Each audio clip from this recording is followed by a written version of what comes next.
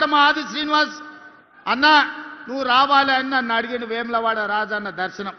నేను పోదామని మొత్తం తయారు చేసిన ఎంబడే కొంతమంది పెద్ద మనుషులు వచ్చారు అన్న వేములవాడ పోయిన వాళ్ళకి ఎవరికి పదవి ఉండలేదు పోయి వచ్చినాక పదవి పోతుందని వచ్చి నాకు చెవులో చెప్పారు నాకు అర్థం కాలే అయ్యా నేను పోతున్నది హరిహర మహాదేవుని దగ్గరికి శివయ్య దగ్గరికి నేను పోతే వచ్చిన సమస్య ఏంది అదెట్లనో చూద్దాం ఇట్లాంటి అపవాదులు శివయ్య మీద ఉండొద్దు ఏదేమైనా సరే నేను వస్తపా అని వేములవాడ రాజన్నను దర్శనం చేసుకుని 150 కోట్ల రూపాయలు నిధులు కేసీఆర్ మాట ఇచ్చి శివయ్యను మోసం చేస్తే వేములవాడ రాజన్న అభివృద్ధికి 150 కోట్ల రూపాయలు మంజూరు చేసి ఇవాళ పనులు జరుగుతున్నాయి ఆ తర్వాత నేను సర్పంచ్ల 66% సీట్లు గెలిచిన అంటే శివయ్య మనల్ని ఆశీర్వదించినట్ట శివయ్య మన పదవి పోగొట్టినట్ట ఒక్కసారి ఆలోచన చేయండి ఇవాళ అదే కాదు మా ధర్మపురి లక్ష్మీ నరసింహస్వామి మందిరాన్ని గురించి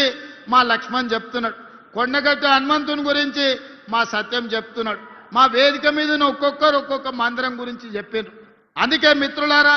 నేను ఒక మాట చెప్పదలుచుకున్నా 2027లో గోదావరి పుష్కరాలు రాబోతున్నాయి ఈ గోదావరి పుష్కరాల కోసం ఆదిలాబాదు బాసర నుంచి ఖమ్మం జిల్లా భద్రాచలం వరకు ఎన్ని టెంపుల్స్ ఉన్నాయో ఎన్ని గుడులు ఉన్నాయో చిన్న కాళేశ్వరం నుంచి మొదలు పెడితే మంతన్లో ఉండే టెంపుల్స్ నుంచి ప్రతి మందిరానికి పూర్తి స్థాయిలో ప్రణాళిక చేసి వీటికి అవసరమైతే 4-5 వేల కోట్ల రూపాయలు ఖర్చైనా ఈ మందిరాలన్నిటిని అభివృద్ధి చేసే బాధ్యత నేను తీసుకుంటా చంద్రశేఖరరావు లాగా మాటిచ్చి మోసం చేసుడు జీవోలు ఇచ్చి రూపాయి ఇదల్చకపోవడం లాంటి పనులు చెయ్యను అన్నిటికీ అంచనాలను చేపిస్తా మీడియా మిత్రులారా రాసుకోండి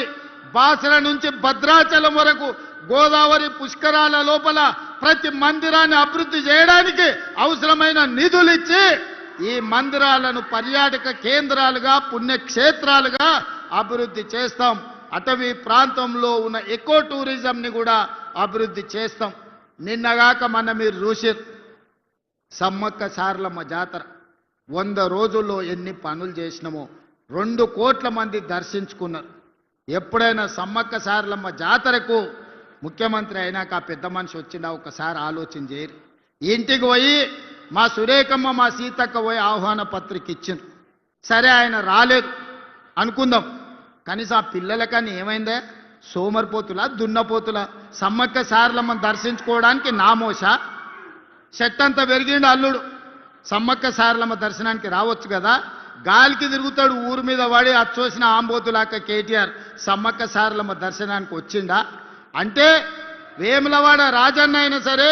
సమ్మక్క సారలమ్మ అయినా సరే ఇవన్నీ పేదోళ్ళ దేవుళ్ళని దర్శనం చేసుకుంటే అదో నామోష అనుకొని మన దగ్గరకు వస్తలేరు అందుకే ఇవాళ పేదలు గొలుచుకునే దేవుళ్ళు ఏవైతున్నాయో పేదల కోసం ఈ దేవుళ్ళని అభివృద్ధి చేసే బాధ్యత మన ప్రభుత్వం తీసుకుంటుంది ఎవరు ఎన్ని శాపనార్థాలు పెట్టినా పిల్లి శాపనార్థాలకు ఉట్టి తెగిపడదు ఉట్టి మీద పాలుంటే పిల్లి కింద కూర్చొని శాపనార్థాలు పెడతాంటే ఆ ఉట్టి తెగి పడిపోను ఆ కుండ వలిగిపోను అని అట్లనే ఇవాళ బీఆర్ఎస్ వాళ్ళు పిల్లి శాపనార్థాలు పెడుతురు ఈ ప్రభుత్వం పడిపోతుంది రేవంత్ రెడ్డి అయిపోతాడని ఎక్కడికి పోని 8 ఏళ్ళు ఉంటుంది మా ప్రభుత్వం 8 ఏళ్ళు తెలంగాణ రాష్ట్రాన్ని దేశానికి నెంబర్ 1 రాష్ట్రంగా దేశంలోనే అత్యధిక ఉద్యోగాలు అత్యధిక అభివృద్ధి అత్యధిక సంక్షేమ పథకాలు చేసి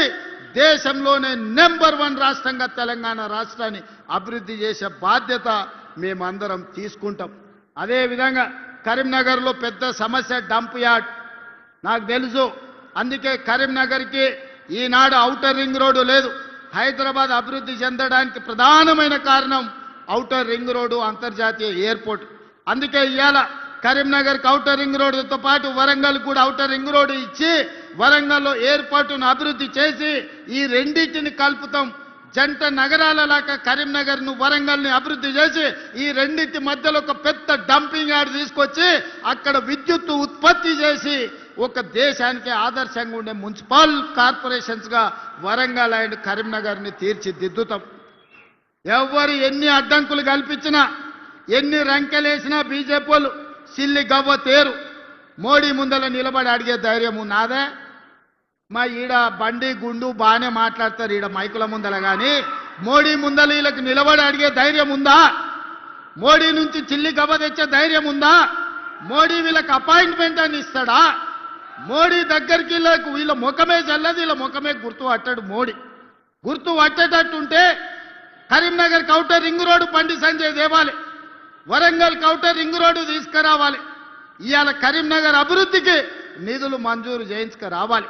ఇవాళ నిజంగానే మోడీ దగ్గర మీకు పరపతి ఉంటే కాళేశ్వరంలో 1000 కోట్లు కొల్లగొట్టిన కేసీఆర్ హరీష్ను బొక్కలేయాలి. కారు దందాలు ఇవాళ సంపాదించిన కేటీఆర్ను బొక్కలేపియాలి బండి సంజయ్ గారు. మీరు ఈడుండి మా వాళ్ళని బెదిరించుడు, మా వాళ్ళ మీద రంకెలేసుడు కాదు బండి సంజయ్ గారు. మీ శాతనైతే కేసీఆర్ను బొక్కలేపియండి. మీకు వాళ్లకు గూడు పుటాని లేదు, చీకట్ల ఒప్పందం లేదు అంటే కేసీఆర్ హరీష్ను కేటీఆర్ను సిబిఐతో నీ బొక్క లేపించినాక నువ్వు మాట్లాడాలి బండి సంజయ్ గారు.